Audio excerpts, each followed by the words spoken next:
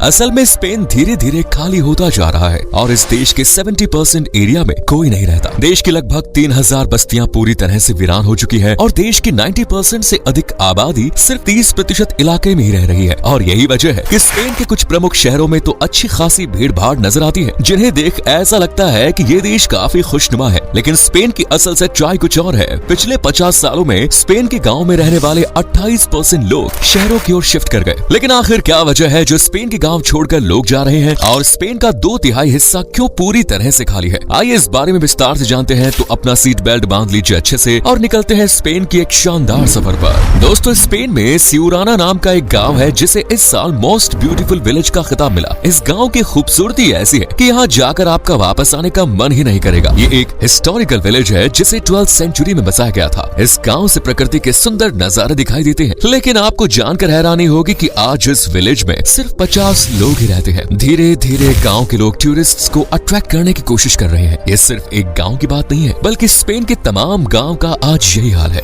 जबकि यहाँ के गांव किसी भी मामलों में शहरों से कम नहीं। गांव में भी लोग शानदार घर बनाकर रहते हैं। स्पेन का अगर आप मैप देखेंगे तो आपको पता चलेगा कि देश की अधिकतर आबादी कोस्टल एरियाज में रह रही है। स्पेन के पास विशाल कोस्टल लाइन मौजूद है। इसके एक और अटलांटिक महासागर है तो दूसरी ओर भूमध्य सागर। आज स्पेन की गिनती दुनिया के सबसे ताकतवर देशों में होती है। टेक्नोलॉजी के मामले में ये जापान और अमेरिका को टक्कर देने की हिम्मत रखता है। स्पेन का हाई स्पीड रेल नेटवर्क चीन के बाद दुनिया में सेकंड लार्जेस्ट है। इसकी जीडीपी वर्ल्ड की टॉप 15 इकोनॉमी में शुमार है। करीब 1.5 ट्रिलियन की जीडीपी स्पेन की है। स्पेन का टोटल एरिया 5,05,990 किलोमीटर स्क्वायर है, जो इंग्लैंड से 4 गुना ज्यादा है। लेकिन हैरानी की बात यह है कि इसकी टोटल पॉपुलेशन इंग्लैंड से 9 गुना कम है। स्पेन में आज 47.5 मिलियन लोग रह रहे हैं। इसमें से भी करीब 90% लोग बड़े शहर जैसे कि बार्सिलोना, मैड्रिड, वालेनिया, सेविले, बिलबाओ और ज़रागोजा में रह रहे हैं। स्पेन की डेंसिटी पॉपुलेशन है 95, यानी 1 किलोमीटर एरिया में करीब 95 लोग रहते हैं। लेकिन अगर आंकड़ों पर नजर डाली जाए तो सच्चाई कुछ और है। असल में स्पेन की बार्सिलोना शहर में करीब 16,000 लोग पर स्क्वायर किलोमीटर में रह रहे हैं। तो वहीं मैड्रिड शहर की डेंसिटी पॉपुलेशन 5,600 के आसपास है। इन शहरों में आपको अच्छी खासी भीड़ और चहल पहल नजर आएगी। तो फिर भला स्पेन की ओवरऑल डेंसिटी पॉपुलेशन सिर्फ 95 क्यों? तो जैसा कि हमने आपको बताया, स्पेन का अधिकांश एरिया पूरी तरह से वीरान